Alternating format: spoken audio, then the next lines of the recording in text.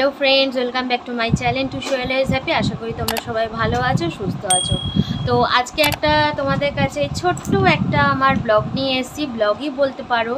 तो आज के किछु काजकर्म किन्तु शेयर करते पारछि ना, एटा एकटा नतून धरनेर जिनिस जे तोमादेर संगे हयतो आमी बकबक करे काटिये देब। तो जाई होक, एखन किन्तु सन्ध्येबेला, एखन किन्तु घड़िर काटाय बोझा जाच्छे 7টা 17 बाजছে।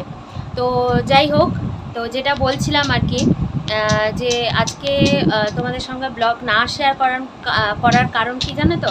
আজকে আমার কাজের পিসি ডুব দিয়েছে।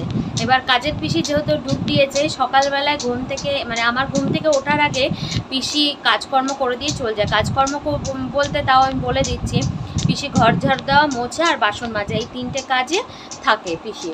তো আজকে সকালবেলা ঘুম থেকে উঠেই দেখছি যে মানে কিছুই হয়নি। তখন বুঝতে পারলাম যে মানে ঘর ঝাড়ু দেওয়া যেরকম কাজ সেরকমই পড়ে আছে। তখন বুঝতে পারলাম যে পিসি আসেনি। বাসন না মাজা দেখে বুঝতে পারলাম, একবারে পুরো শিওর হয়ে গেলাম যে পিসি আসেনি। এবার তো আমার মাথায় হাত পড়ে গেছে যে আমি কি করে কি করব, কখন কি করব। এবার বেসিক্যালি একটা কি হয় বলো তো, যখন মানে আমি একটা ধরনের লাইফস্টাইল কিন্তু লিড করছি, তাই তো। সকালবেলায় পিসি কাজ করে দিয়ে চলে যায়, দেন বাসনগুলো গোছানোর থাকে, ততক্ষণে বাসনগুলো শুকিয়ে যায়, মানে জলটা ঝরে যায়। তারপরে বাসনগুলোকে র্যাকের উপর গুছিয়ে রেখে দিই। আর তারপরে হচ্ছে তোমার তরকারি কেটে রান্না করি। এবার তরকারি কাটাটাও আমার কাছে বিশাল বড় একটা ব্যাপার। তার কারণ হচ্ছে একার হাতে তরকারি কাটি তো। আর আমাদের ছোট তরকারি কখনোই হয় না যে এতটুকু করে তরকারি হবে, এরকম হয় না। একটা কি দুটো তরকারি হয়, বেশ বড় মাপেরই তরকারি হয়।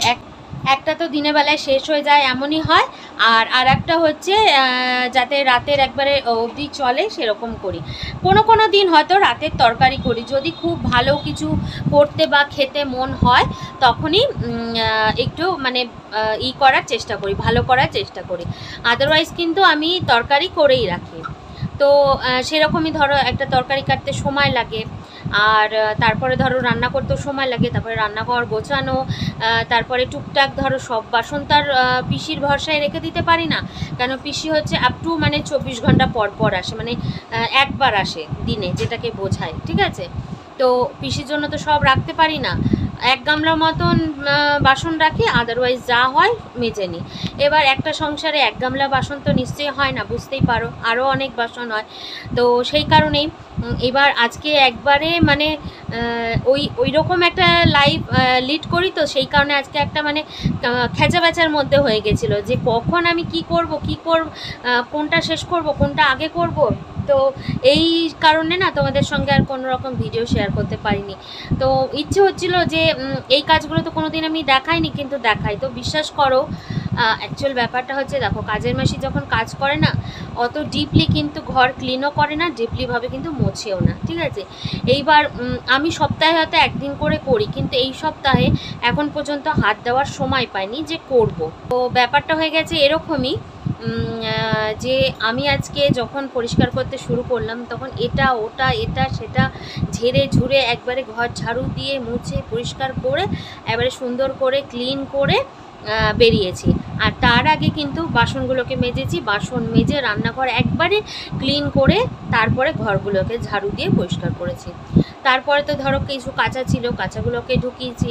তারপর আমি যেটা দিয়ে ঘর মুছি, সেই ঘর মোছার ওই জিনিসটাকে আমি নোংরা জিনিস পছন্দ করি না একদমই, এই কথাটা আমি বলেই রাখছি। আমি নোংরা জিনিস একদমই পছন্দ করি না। তা অনেক দিন মানে পিসি মাসে 1 থেকে 2 দিন হলে পরেও কামাই করে, বলে যায়, কিন্তু এইবারটা বলে যায়নি।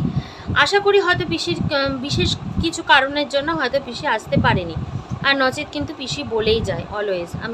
আমরা মানে আমি আর আমার যা দুজনেরই কাজ করে তো পিসি, তো পিসি কিন্তু ন্যাচারালি বলেই যায়। হয়তো কোনো কারণবশত পিসি বলে যেতে পারেনি, এটা হতে পারে।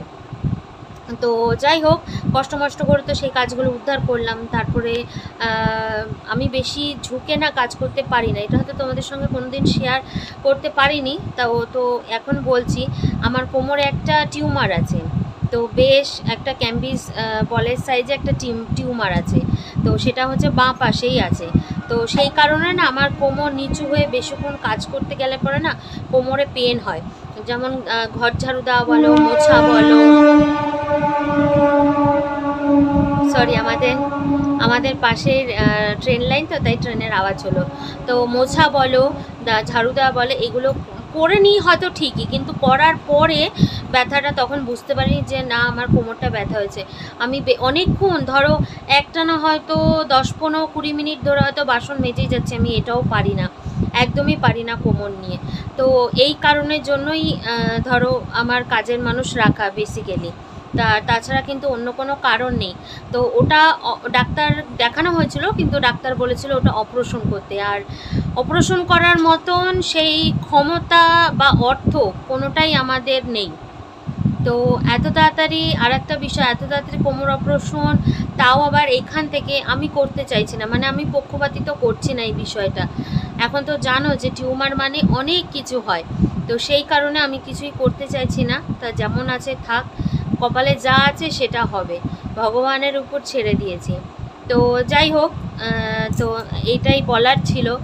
তারপরে তো ধরো খাওয়া দাওয়া করে বাসন আর মাজিনি, কেন অনেকক্ষণ কাজকর্ম করেছি তো, তাই খাওয়া দাওয়ার পরে বাসনগুলোকে রেখে দিয়েছিলাম।